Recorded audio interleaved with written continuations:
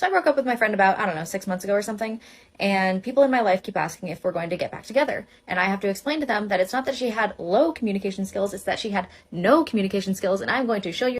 Good morning, spooky family. Happy Monday. And for this coffee confessional, I wanted to talk a little bit about something that has happened to me very recently.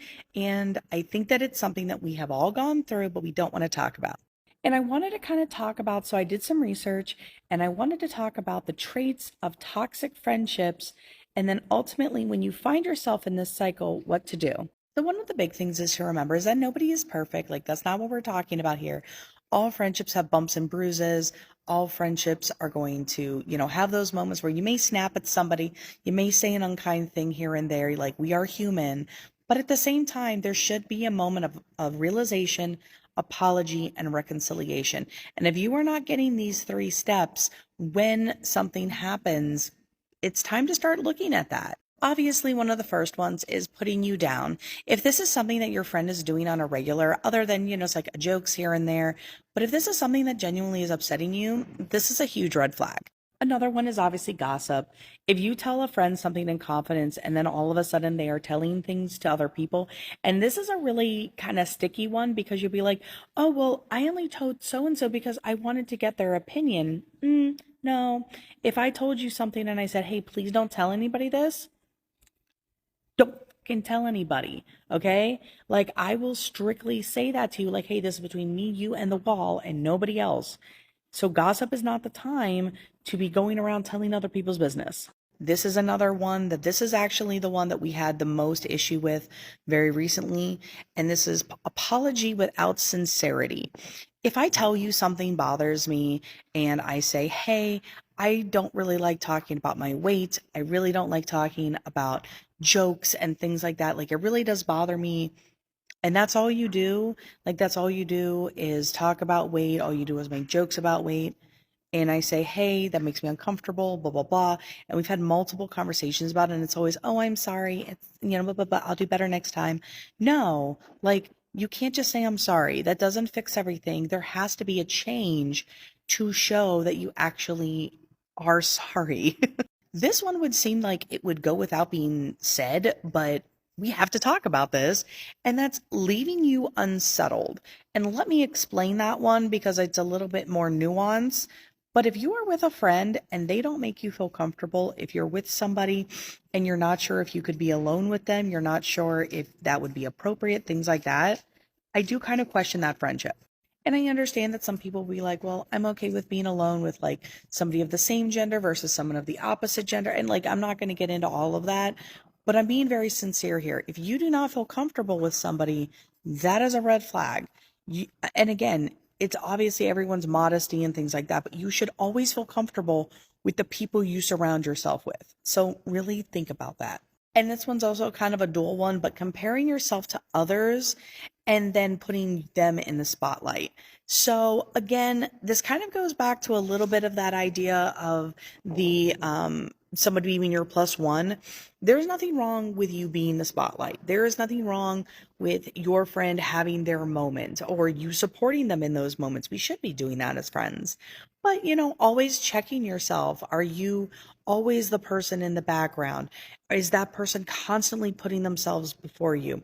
Are you constantly putting yourself in front of other people? Self-reflection. Making sure that we are giving and taking in those relationships. And that's really the most important part.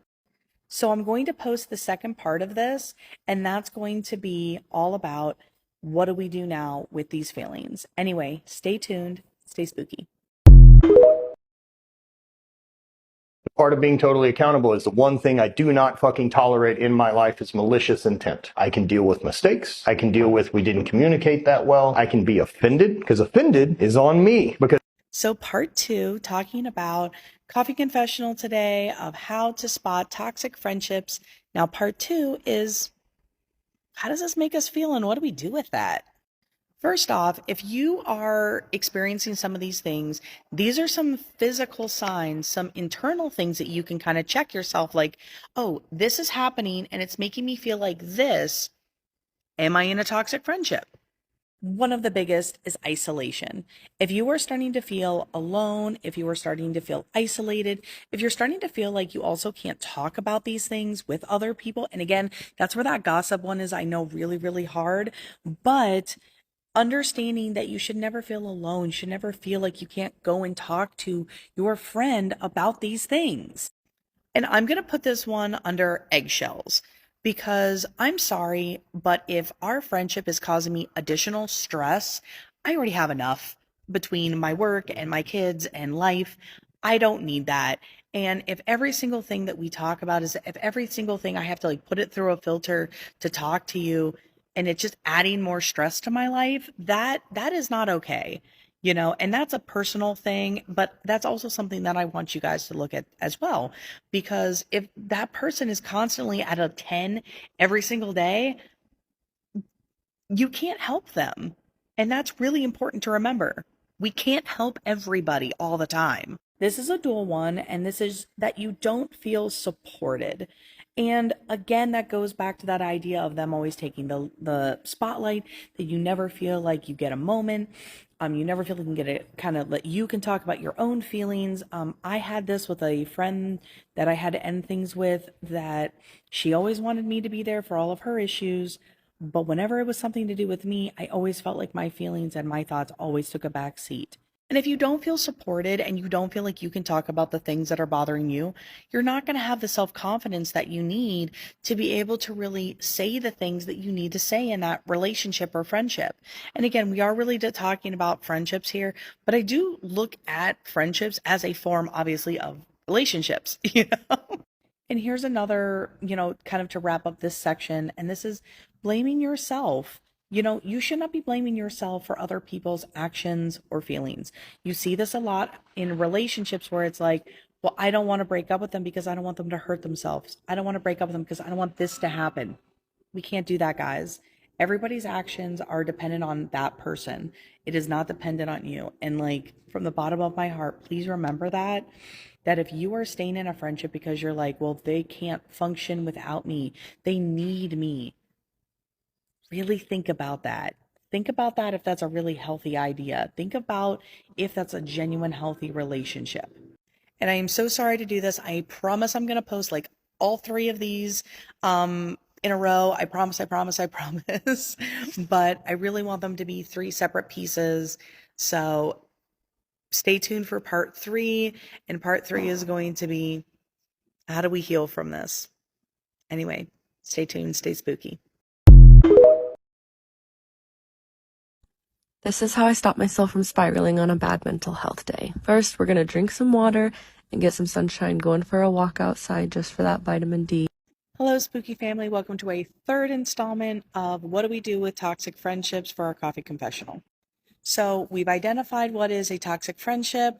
We have then also looked at, how does that make us feel internally, which is a really good kind of checkpoint, to see if this is what's going on. Now we're going to talk about how do we heal from this, guys? First and foremost, I always like to state that everybody's healing journey is a little bit different. And one of the things that you can start to do, I'm going to make this first suggestion, but please be aware, I'm going to have some caveats to this because they may not work for everybody, but let's just talk about them. This very first one is, do you want to give them a second chance? Again, that may not be the best option for everybody. But if you can, talk about it. Use I statements. So, I feel sad when I hear statements about my weight. I would really appreciate it if in the future you didn't use, my weight in jokes. And it can really be as simple as that. And then go back to that very first video and look at that checklist. If they are not validating you, if they're not listening to you, they're not supporting you, you have your answer. Is a second chance really worth it? And I'm going to give myself as a really good example. I did give somebody a second chance. And as a people pleaser, I give people second, third, fourth chances. But then I've really started to really evaluate with myself. That's not healthy though. Just because I don't want to lose them as a friend, I'm like, nope, that's my own personal baggage that I need to focus on. That's not about them. So what I have started really looking at is looking at that list, looking at those toxic traits, comparing and contrasting, am I also feeling these really negative things? A second chance may not be a good idea. This is a really big one, is space and boundaries. And this is a really big one that I know that one of my very dear friends was dealing with very recently. And that is they were setting boundaries. They were saying very reasonable boundaries too. Just saying like, hey, don't stop at my house unannounced. Hey, please don't give me gifts. It makes me uncomfortable. These are very simple boundaries. They're not hard to follow.